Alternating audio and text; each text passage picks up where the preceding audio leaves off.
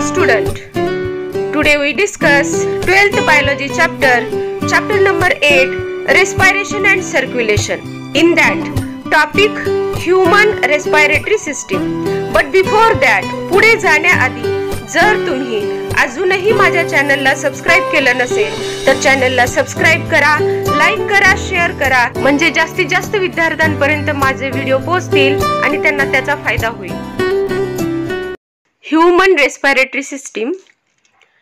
Respiratory system brings about inspiration, expiration and exchange of gases in the lungs.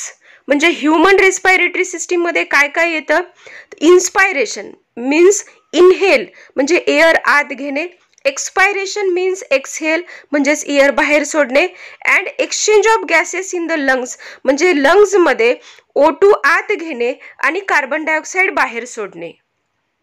These are then transported by blood from the lungs to the different tissues and parts of the body.